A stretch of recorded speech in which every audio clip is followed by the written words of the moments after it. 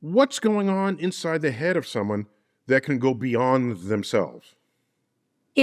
I think that's something that you can't necessarily consciously control.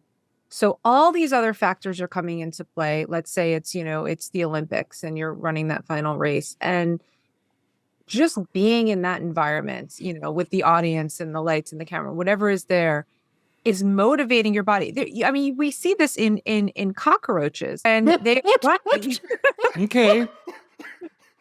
not with a big shift. Whoa. Okay. So I was not expecting that.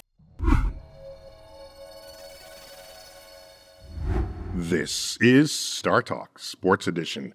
Neil deGrasse Tyson here, your host and your personal astrophysicist. And today, we're going to address issues that relate to your power and strength of mind, especially with regard to high-performance athletes. But of course, advice there could probably apply to all of us at all times. I got with me my co-host, Chuck Nice. Chuck. Hey, Neil. Okay. All right. Oh, it didn't work. I was trying to use my mind to move some stuff in your room. Yeah, no, it didn't work. No. Yeah, I was trying to tap into the force, man. Yeah, if you could do that, you are in the wrong profession at this moment. Okay? That's so true. I just say, and I got Gary Riley. Gary. Hi, Neil. I am practicing nothing right now, just Good. being Thank stationary. You. Thank you. I like a stable world, please. Thank you. Gary is a former soccer pro in the UK and soccer announcer. What did you have in mind for this episode? So we regularly look to the elite athletes to display the kind of supercharged performance and navigate under intense pressure. We want them to have unbreakable concentration. We want them to have off-the-chart cognitive skills. But what if you're not one of these elite athletes? What if you're a first responder? What if you're a surgeon, a police officer, a lawyer, a pilot, a single parent of 3? Are the demands on your strength of mind not as intense? So, how do I develop this type of mindset? How do I maintain this type of mindset? Right, they're the questions. For this, we need answers. So who are you going to call? The good doctor, Dr. Heather Berlin. Heather Not Berlin. only is Dr. Heather Berlin, yay, a good friend to StarTalk, but a neuroscientist, clinical psychologist, associate professor of psychiatry and neuroscience at the Icahn School of Medicine at Mount Sinai, New York. So is eminently qualified to guide us through this particular area of science. I love that you turned her School of Medicine into a positive affirmation. The Icahn School of Medicine. I do my best. ICAHN. Heather, how do you pronounce that boy's name? Icon. Icon. Yes. All right. Tomato. No, that's how you'd say it in the UK. Icon. Probably, yeah. Icon. Well, and I believe I can't. Oh dear, I believe I can't. Or Grey Poupon. Yeah. Yes. All right. So especially during any game or any contest in high-level sports, but especially in playoffs and in the final games, the coaches will always tell you need a winning state of mind, and just like in life. And that's an interesting sort of extra thing that players are going to have to worry about beyond their physical conditioning after they spend all those hours in the gym, running up and down stairs, whatever it is. And so what makes some people better at focus of mind than others? And can you train this? Is this something that while I'm in the gym, pumping iron or whatever I'm doing, is there something else I can do with my mind so that in the moment, when the time comes, I am ready?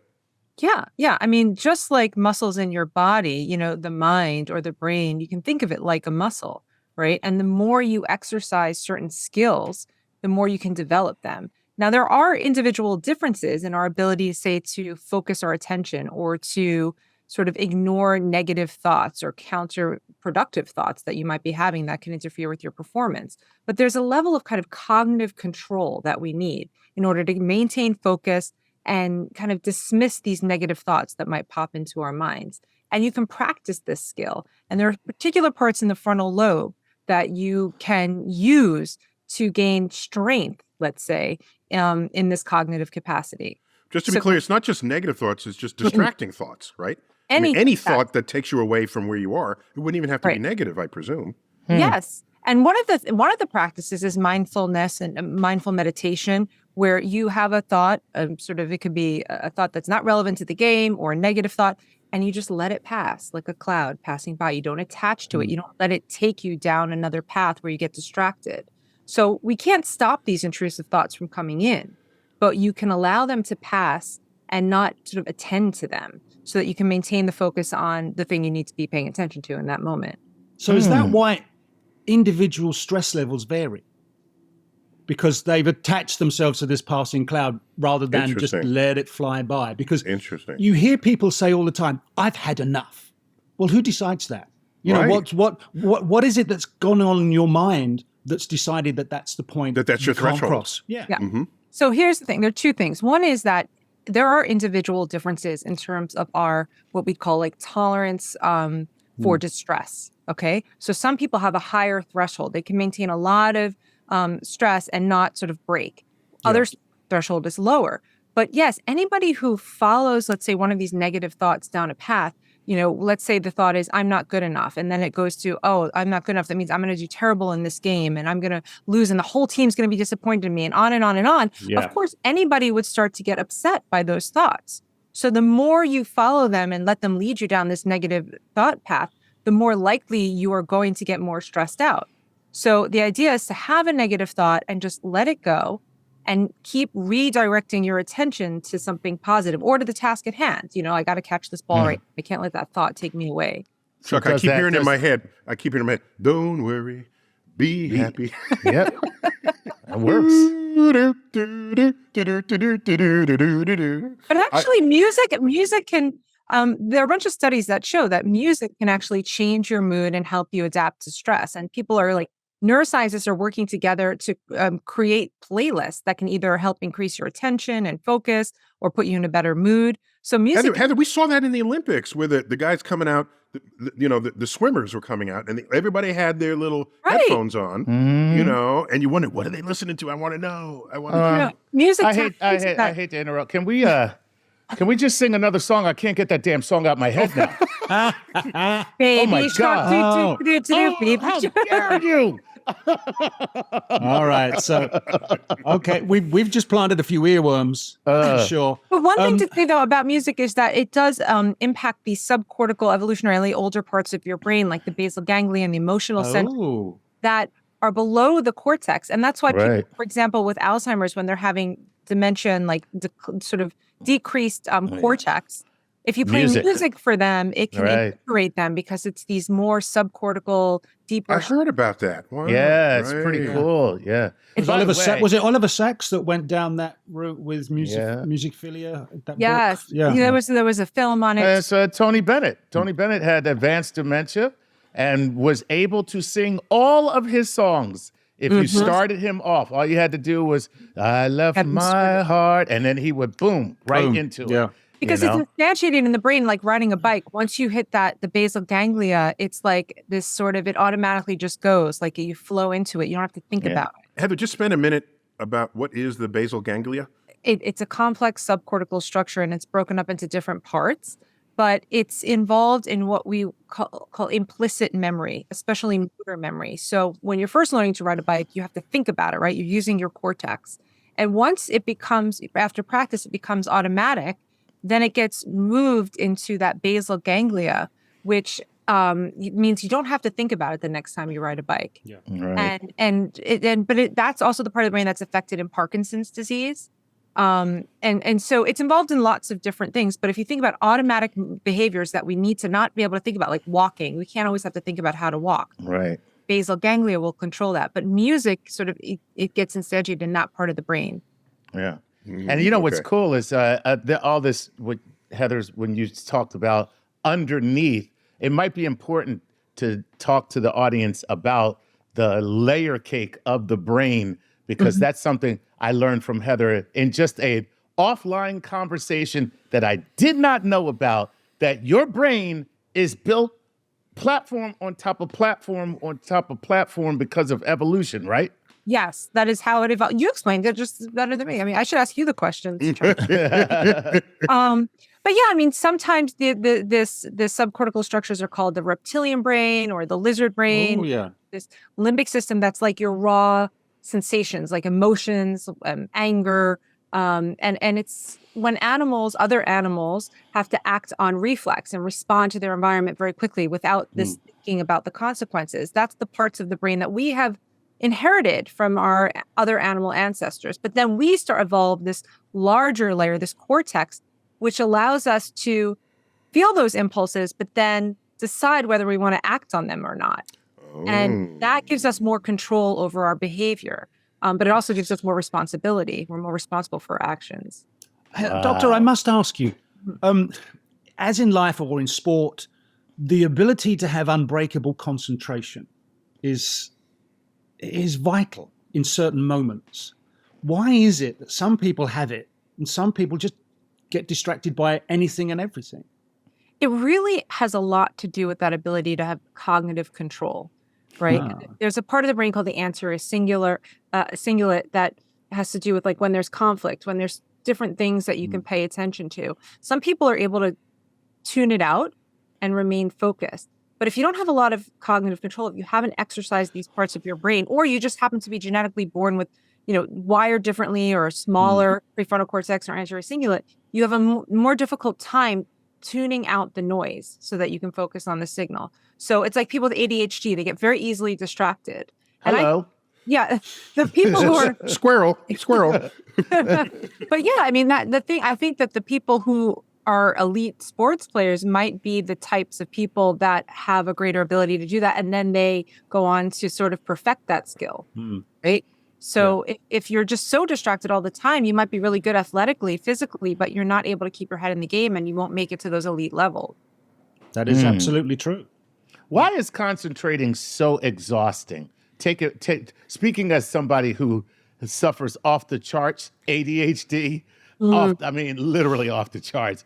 When I concentrate for long periods of time, I'm literally I am physically tired when it's over. What is happening?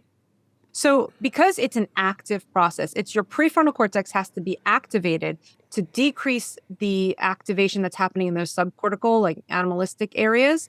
And it's a constant process. And the second you let go of that, you let go of that suppression by the prefrontal cortex, it allows all the impulses to come up. So for example, if you're sleep deprived, if you're hungry, if you've been drinking, all of those things lower the prefrontal cortex activation and allow these impulses to kind of take over, right? But if you're somebody who is prone to, let's say your limbic system is louder and stronger than some other people. So it's harder for you to control it. It takes more cognitive energy, and therefore you're more tired at the end of the day. I'm a caveman. Chuck, she just called you a reptile. That's what I said. I'm a dumbass caveman. That's what it is. Reptilian caveman. You're not even a caveman. You're a reptile. That's true. I think there's anything wrong with that. I'm a sleep stack. But let me say one thing. Let me say one caveat. Some people who have the opposite problem, when they're over-controlled, when they have too much prefrontal cortex activation, have other types of problems. They ruminate a lot. They're over-anxious. They can barely function because they keep thinking about the potential negative consequences of things, and therefore they can't be spontaneous. So, and they're inflexible. So there can be problems on the other side of the spectrum as well. It's all about balance. Okay. All right. Is there a way that you can balance? Or are you just stuck with whatever you've got? Yeah. Interesting. Therapy. No, you. Oh, look at that. Nice little plug for Heather's business. There you go. Yeah. 1-800. All right. No, but, All right. Are you having trouble concentrating?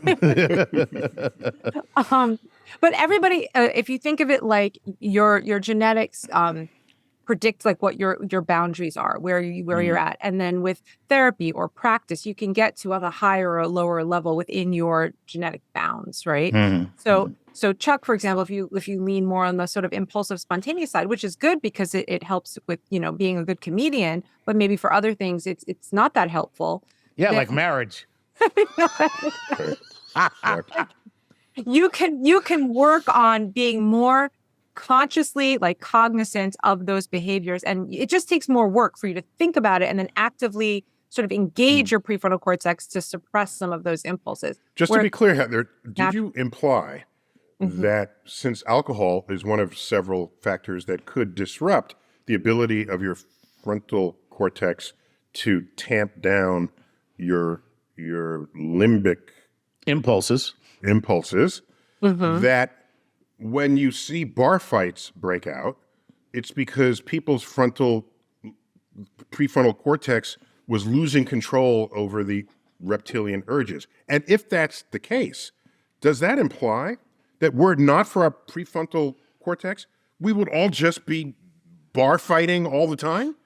We pretty much, yes. Wow. Okay. Well, I mean, if you look at patients that have damage to their prefrontal cortex or brain lesions, it expresses itself in different ways. It's not always physical violence, but it could be that they have these verbal outbursts. You know, they don't have any filter on what they say, or they engage in other impulsive acts like that would get them into trouble. That if they otherwise had a prefrontal cortex, you know, they wouldn't do. Just like all the stupid things you do if you've ever been drunk. Right. You know, all those things are normally suppressed by the prefrontal cortex, but when you lower that inhibition, it allows all these basal basic impulses to come out. So whether it's alcohol, brain damage.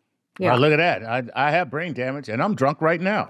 So that means it's time to take a break. All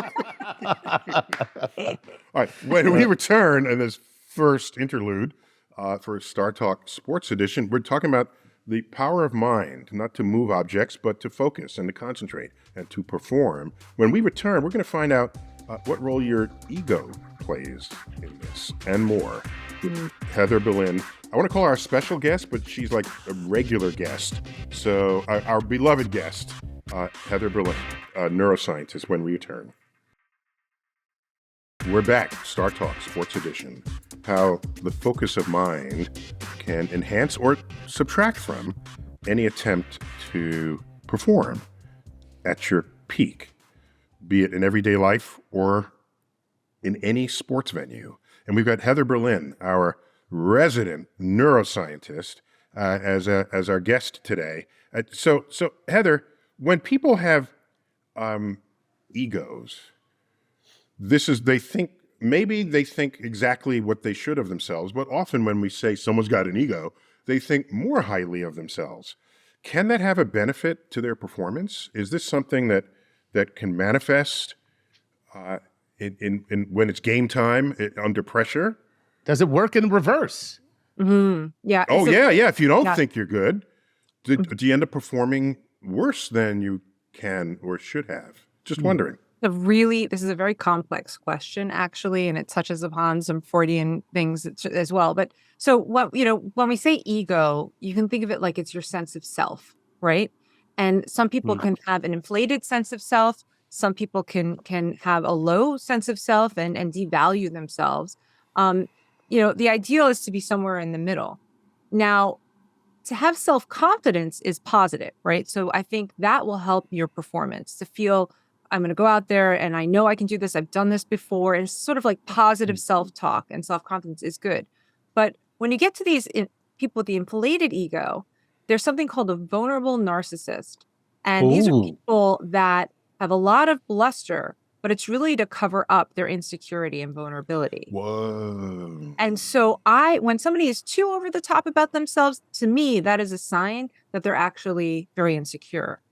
So the secure people with a very healthy ego don't have to over advertise it. They just have a sense of like almost peace and stability within themselves. They feel comfortable in their own skin. So Heather, are there tools of the psychiatrist to manage a person's ego? Or is it, do you just talk them down from that? And you have to talk people up if they think lowly of themselves, right? Yeah. What are your tactics? Okay, so there are a couple things. First of all, when you get people on really high on the narcissist scale, they're very difficult to treat. And there's something called narcissistic personality disorder, which basically is a lifetime disorder. And they often don't come for treatment because they don't think they have a problem. Everyone else, they have a problem, but they don't, right? So they don't want to change. So they're very difficult to treat. It's easier to lift someone up who has low self-esteem But one thing that what we do work with people on is when they want to keep their head in the game, whether it's playing a game or giving a talk or whatever, is to, when you're in the moment, to become less self-aware. So there's a part of your brain, this dorsolateral prefrontal cortex, that has to do with your sense of self. And if you're trying to perform and you're constantly thinking, how am I doing? How am I throwing the ball? What are people thinking? That messes up your performance. And so the whole idea is to try to decrease your sense of self and be really in the flow state and be in the moment, and then you perform your best. So that's why, I guess that's why a lot of coaches will tell you, and they don't mean it as a cliche, go have fun. Like, get out there and play the game and have fun, because in doing so, you take yourself out of that equation. If you're just really enjoying yourself, you're probably going to have a pretty good a very good performance. Plus, the word flow is a big word today in everything, in music. Do you know the one thing, Neil? What? You'll hear an athlete say, quite often a basketball player, get out of your own head. Oh, yeah. Oh, yeah. Right? And get out of your own way. Get out of your own, your roadblocks are up here because you've done everything you need to do to be an elite athlete. What's going on must be between your ears. So it's that, I missed this free shot before. I didn't make that part. We didn't play well here last time I played it. Everything comes in here. And Doctor, how do you deconstruct that? How do you get that baggage out of that person's mind? And it could be a lawyer, like I say, a first responder. How do you remove that baggage and successfully leave it to one side? It's a little counterintuitive, because the moment you say to somebody, don't think about those negative thoughts, they're just going to keep thinking about the negative. It's like someone who has insomnia and they keep thinking, I can't sleep. Why can't sleep? Right? What you have to do is think of something else besides sleep. Get distracted, read a book, and then you accidentally fall asleep. But the more you think about not doing it, the harder it gets. And so if you can kind of distract yourself, or one strategy is, let's say it's a big game, to just pretend it's a practice. Okay, this is just, like I would do it, because that takes the pressure off, and then, decreases all the negative thoughts. Or for example, academically, I remember, there was a couple of classes you could take pass fail. And I always would get like an A in those classes because I didn't care as much. What a waste. I know. Like, what? Oh, wait. It happened to me once. I'll never forget it. That's why I'm talking about it here. This is therapy. But, the one class I decided to take Tell us about it, Heather. Tell us. I had an E minus in the one I took for credit and an A in the pass-fail one. And I was so frustrated. But, the less you pressure... Well, let's explore that, Heather. How did that really make you feel? Well...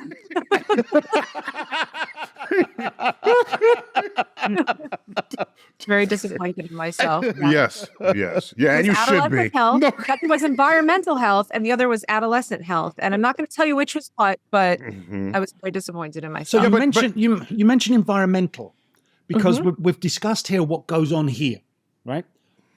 By dealing with what goes on in here.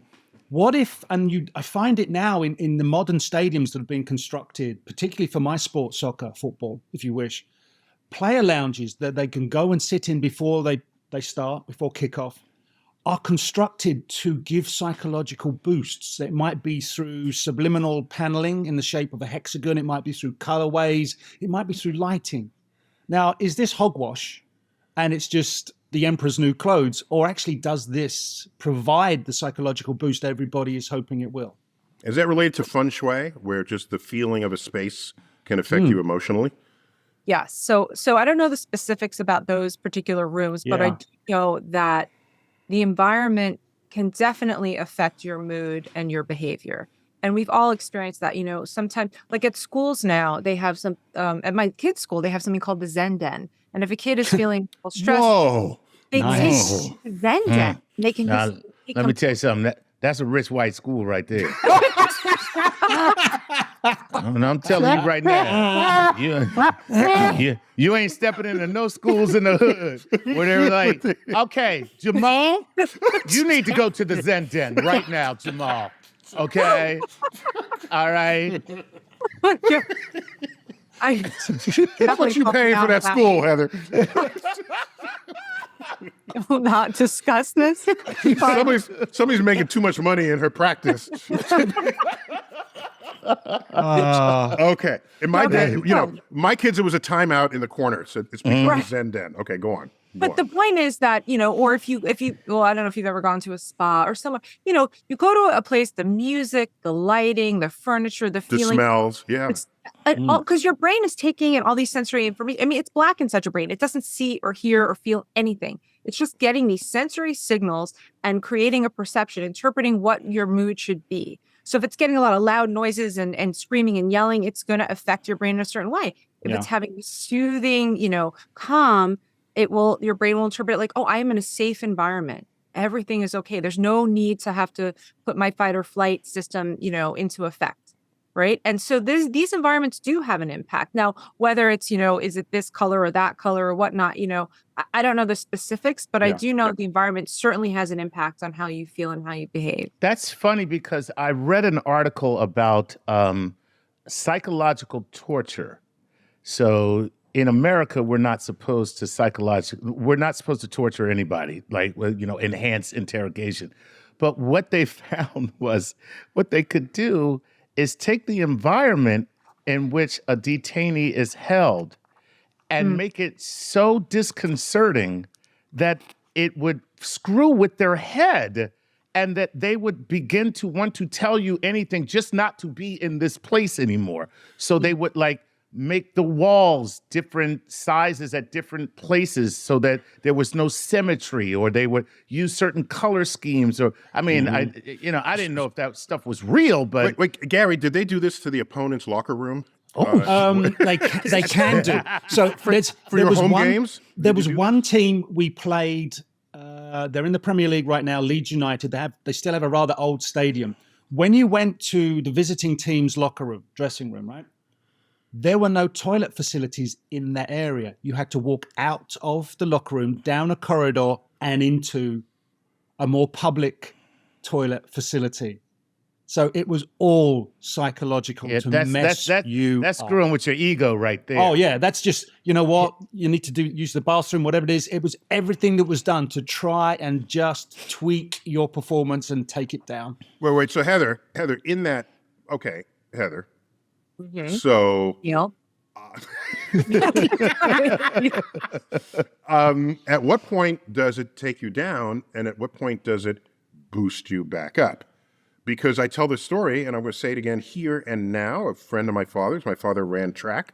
A friend of his, they ran for the Pioneer Club, which hosted the blacks and Jews who were not admitted to the New York Athletic Club. Okay, and a friend of his, Johnny Johnson. One of his black friends who ran.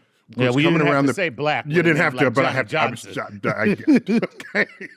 He's coming around the backstretch, and there's a runner from the New York Athletic Club several paces behind him, going into the straightaway. The coach for the New York Athletic Club runs down the line, said, this is like in the 1950s, says to him, "Catch that nigger." And my father's friend overheard this and said, "This is one nigga he ain't gonna catch it." That's right. And extended his lead. And so in terms of motivating forces, you could think you're beating someone down when you're just making them mad. And now they want to beat you all the more. So can you know in advance which is which? Mm-hmm. It really depends on the individual and what motivates them, right? Yeah. So somebody could hear that and get really defeated by it if they have maybe some low self-esteem, right? Feeling insecure, and then they hear that, and then that, just completely crushes them, and they feel that, oh, maybe I can't do it, right? But it sounds like, your dad had a high, sense of self. His whole generation. I mean, he would have responded the same way, for sure. Self-worth, and so that is motivating. Right. So it can hit people in different ways depending on what their underlying sort of psychological profile is. Okay.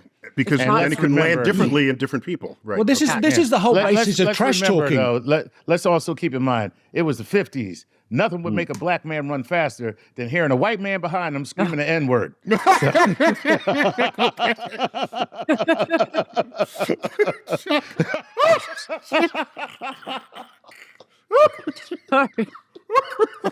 But this is the basis of trash talking.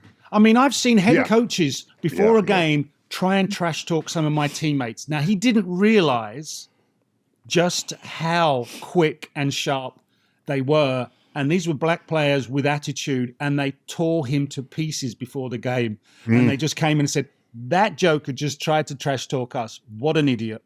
Right. What are we going to do about Really? it? Let's No, kick it's some like, ass. we are going to so destroy this team today. Let's and kick some ass. This is the way it spins itself around. And some people, if you know the characteristic of certain individuals on the other team, you'll go there. You will go there knowing that will destroy their performance levels enough for you to find them as a weakness and exploit. Well, you learn to never Gary. trash talk Michael Jordan. Yeah. Because that Or Kobe. Who was the guy that we had on? He was an NBA player, and he played with Kobe. But he tells the story of how Kobe scored 50 because before the game, this other player was talking a bunch of smack to him. And Kobe was silent the entire time that he was talking the he smack. was saving it up. And then when the game started, Yeah. Kobe got the opening jump ball, went down, shot all net, turned to them and went 48. Oh, no. No, he didn't. And Yes. then the next time he Yes. scored, he went 46. No, he didn't. And no. he counted backwards from 50 and ended up scoring 50 in that game. Oh, man. Oh, And he Well, said I'm gonna that say this. Anger is a motivator, right? So if somebody, insults you and that gives you fire in your belly, that can motivate you, kind of like a revenge, or I'll show them. But I think the best kind of, well, not that I want to teach people how to psychological torture, but However, the best kind of psychological torture, and then I pause. But if you really want to disturb your teammates, instead of insulting them, which could motivate them, like we've just shown, is to give them it's a subtle manipulation. It's an uncomfortable environment, like we're talking about. Have it be, they fly, in the uncomfortable plane seats, and then they're in these rooms that are like small and claustrophobic, and they're asymmetrical, and there's loud noises and bright lights and all these things that set off your nervous system to destabilize you. So when you're uncomfortable or uncertain about things, that makes people destabilized and can mess up their performance. By the way, that was a major plot point in the movie Major League, where the owner didn't want to win the championship, so she would move from Cleveland, Ohio, and she made him take buses instead of the planes. Took away the hot water in the clubhouse, and started diminishing their perks, and that just got him angry at that point. But it's a movie, so Right. but you see, what Chuck was relaying there about Kobe Bryant, it's the motivation to turn it into what is a negative, to turn it into a positive. But you talked earlier on, Doctor, about the cortex overriding certain decision making that was prehistoric, and for him to be able to go, I got this, and be in total control. Oh, there it is. Is this real smart in-game intelligence that you find some elite athletes just can dial up instantly, just like in Brian our did. next segment, we got to take a break, but we're going to talk about in-game intelligence. There you go. And intuition and other things that look natural. And is it learned? Is it just practice? Is it they're born with it? We're going to find that out when we return with Heather Berlin talking about focus of mind in life and especially in sports on StarTalk. We're back, StarTalk, third and final segment with our guest, Heather Berlin, neuroscientist and friend of StarTalk. And of course, I got Chuck and Gary.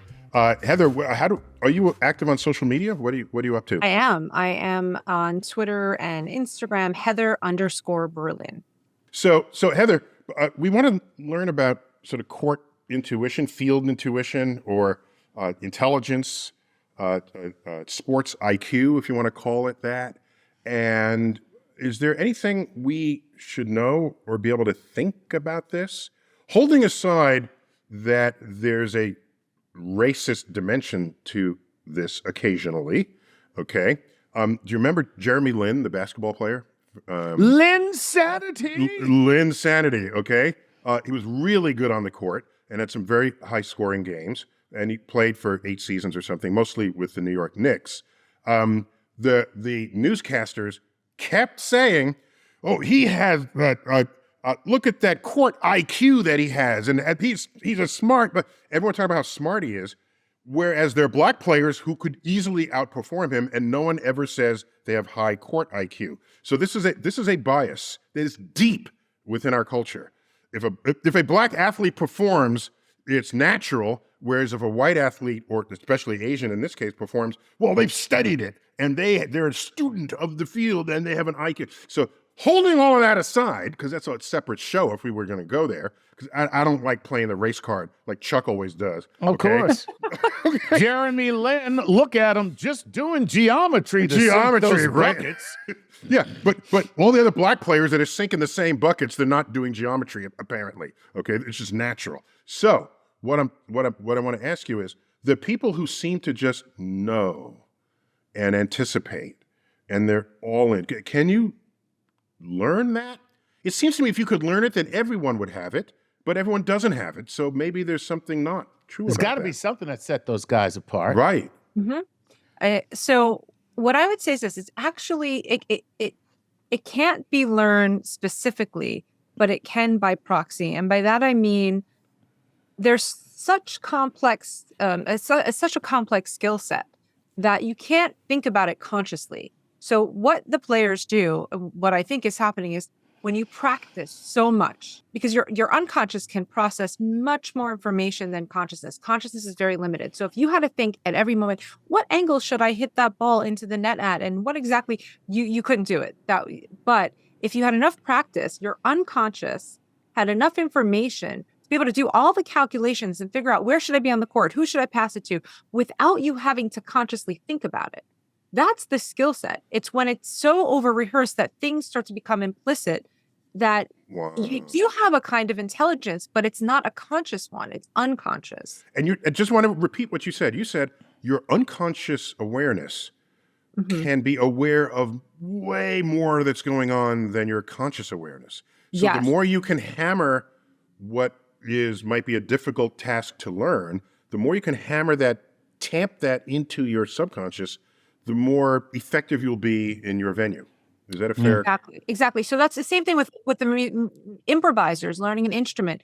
Practice, learn all the skills and the intricacies, and then relegate it to your unconscious where you can make beautiful, improvised music. But the best improvisers are the ones that have practiced the actual, skills the most. Relegate it to the unconscious and let the unconscious take it away and do what it wants. But the moment you start thinking too much about it, you actually limit yourself. So this I can actually relate to, not because I was an elite athlete, but not because you don't think, right? But that as well. But you see, the things, if you've got the toolkit as a skill set and it's got so many different things for the solutions, the problems you have in front of you, you've got that. That's a real confidence boost. Going back to what we were talking about earlier on, you don't have to have that self-doubt. You've got this no matter what comes at you. Then you're using your own sight to be able to analyze what it is that has to happen, the situation you're in, and then you improvise that skill to deliver something, maybe a 3-point shot, maybe a 2-point shot, maybe a sneaky little pass that no one else but you has seen because you've seen a runner off to the side of the court and you put a little ball behind your back between your legs and up and over there. And it's like everyone's like, wow, the only person that saw that was you, and we're sat up here in the crowd and we couldn't even see that ourselves. So all of this is going off at a rate of knots that is just ridiculous. And the less you have to think about, the more you relegate to the unconscious, the less you have to think about the moment, and the more you could pay attention to other things, right? Yeah. That gives you a greater repertoire of possible things to do. That makes a lot of sense because Odell Beckham Jr. at the time, I don't know how many years ago, made a one-handed catch that was considered one of the greatest one-handed snags in all of football. This is as he fell into the end zone? As he fell into the end zone and he stretched backwards and and it's just incredible to watch. But since then, one-handed catches happen three or four times a game in almost every game. They're a thing. And it's because all the receivers practice one-handed catches now. They all practice that. It's so funny that. And now it's become part of, it's become a tool within their toolkit that they can. But I do think the confidence comes in. For example, I know it from my field academically, you study years and years and years of the brain, and then you go into a situation and it's like, well, any question can be asked. I don't know what question, but you trust I have enough, let's say, practice or enough, knowledge base that I'm confident that I could probably figure out an answer to something. And it's the same thing with going on in the court. You've had enough practice and experience of different moves and shots and things that you figure anything they throw at me, I'll be able to throw something out. I'll have a response to it. And that's what I think the great athletes have, is they don't have to think about the response. It just comes based on all the years of practice. You know, the other thing that's developed, Neil, with team sports, maybe basketball, definitely with NFL, and in my game of football, is pattern recognition. When this happens, I know I need to be here to stop this, or I need to be here to facilitate a pass into me so I can set this other thing up. And you practice and you train, but now and again, someone comes along and just breaks the mold. But what is it, Doctor, when you've got pattern recognition going on in the head? What makes it so sharp? And then go back to Neil's point, intuitive. You've got that history of knowledge of research, and then boom, you can execute it immediately. Again, your brain is like a meaning maker machine, and it's always looking for patterns. I mean, that's what we do every day in our life, is pattern recognition, so we can predict the future, right? So if you're doing it within a particular domain of sports, you've been doing it over and over and over again, you start to get attuned to that. But what I did find, I once in my career, I was doing the neuropsych testing of NFL players. And so both baseline and then after they have a concussion, to see if they're able to go back in the game. And the interesting thing that I found, not, being a person who's very into sport, there's this cliche that people who play sports, are like jocks and not necessarily the brightest, like obviously a stereotype. And when I gave them these neuropsych tests, they performed so well. They were so good at speed and accuracy of cognitive tasks, And that was when I realized that is part of the skill set. It's not just the physical prowess. Totally. These guys were really smart and capable, and that's part of being a good athlete. It's not an academic smartness, is it, Doctor? There's this game intelligence. There's this I would say that it is an academic smartness, simply it's just applied to the game, because I don't know if anybody's ever seen an NFL playbook, but it looks like the kind of stuff Neil and his brood write up on chalkboards. It's ridiculous. Well, but let me see the difference between academic tests, which are knowledge of facts, how much do you know about history and whatever. And if you haven't had a certain type of education, you might not do well on those tasks, right? You haven't been exposed to that information. That's what I really meant, that kind of when these kinds of tests, these neuropsych tests are kind of like, or IQ tests, you can't study for them. They're based on basic, mental rotation of shapes. Those skill sets are natural abilities of the brain. Those are the kinds of things we're looking at. Speed, how fastly can you trace this thing, or fluidity, mental fluidity. And they score really high on these kinds of things. So could if you were able to develop and sharpen your intuition as an athlete, as a team sport, would that be of benefit to take that kind of application into other professions to enhance the performances of doctors, lawyers, surgeons, etc.? I would say this, and unfortunately there's no sort of quick fix. The best way to sharpen your intuition is with experience, and ultimately it's wisdom. So if in my field, if I've seen enough patients and enough, I can read people very quickly because of years of experience and practice. Yeah. And I think then you get a sense of intuition. Intuition is your unconscious serving up to your consciousness information. It's saying, I'm not consciously thinking about it. Something will pop up and be like, oh, that's a red flag on that person, or I think they might have OCD, or whatever it is. And the same thing in sports. It's years of experience that help you sharpen that intuition and know what the right move is at the right time. I agree. That's, rookie mistakes, because they've not had enough game time to be able to know that thing is about to happen. Yeah. In sports, the problem is, which is different than some maybe, other professions, is that as you get older and have more experience, your intuition gets better, but your physical ability can start to decrease, right? So, you might be better in certain ways, but not in others. But in other professions, you don't have that downside. Yeah, that's why you like it when your doctor is older, because that doctor has a lot more experience. So the thing is, Doctor, what you've just described, the athlete that's aging, but the game experience and the intuition is rising. A great athlete remains great by adapting and surviving. Yep. They know they no longer have foot speed or they no longer have certain aspects. So they load other areas to compensate for what is diminishing. And you see it so often. And I think with medical science and with the actual understanding of how to develop mental skills and strength, players like LeBron James going deep into their 30s and still being almost at the top. Isn't he already 40, LeBron? I don't want to. He's too big for me to get his age wrong.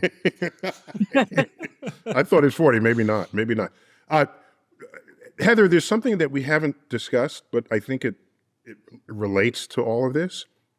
At one point in our conversation, we said that to relieve some of your stress, just go out and make believe it's practice. You're just having practice. Just go have fun. Mm-hmm. Well, in sports where you can set a world record, there is stress in the final race, in the final contest, that pushes you beyond any limit your body, mind has ever seen. And typically that won't happen in practice. Mm-hmm. So something is going on in the heads of people to do something that not only has no one else done before, neither has their own body done before. What's going on inside the head of someone that can go beyond themselves? I think that's something that you can't necessarily consciously control. So all these other factors are coming into play. Let's say it's the Olympics and you're running that final race, and just being in that environment, with the audience and the lights and the camera, whatever is there, is motivating your body. I mean, we see this in cockroaches, and they Okay. not with a big shift. Whoa. Okay. So I was not expecting that. Sorry. No one was. Okay. Sorry. Let's start that. There's something called the social facilitation effect. Even in other animals, when a cockroach will run a certain speed, and when it's in the presence of other cockroaches, like observing it, it will run faster.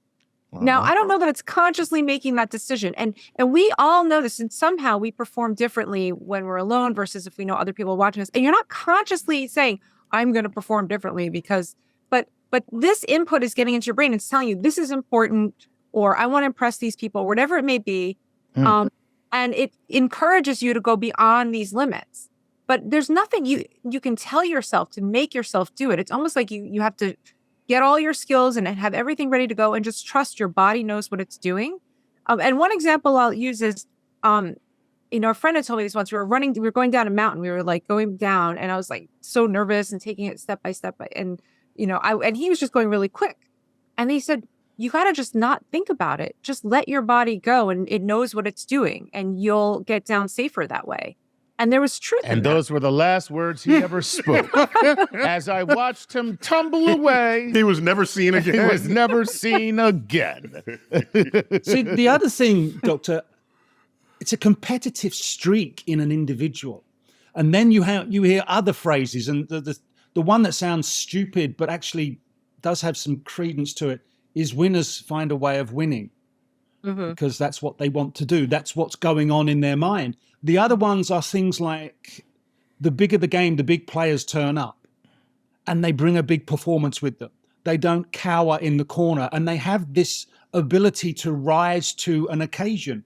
The other mantra you'll hear is if you're playing in a big set piece game, don't play the game, not the occasion. So they take away all the peripheral hype and drama and noise. That won't always be good based on what Heather just told us. I know. Your other roaches are looking at you. I know, but then you see you've got these other competitive streaks. Now, I didn't turn up because I want to go home a loser. I turned up because I want to win. Otherwise, I wouldn't have bothered getting out of bed. And it's this sort of attitude that you find, maybe it's higher, stronger within certain individuals that rise to the very top of the sports and in life. What you're talking about is a concept we call mindset, right? And there's a lot of studies that someone named Carol Dweck has done a lot of work on this.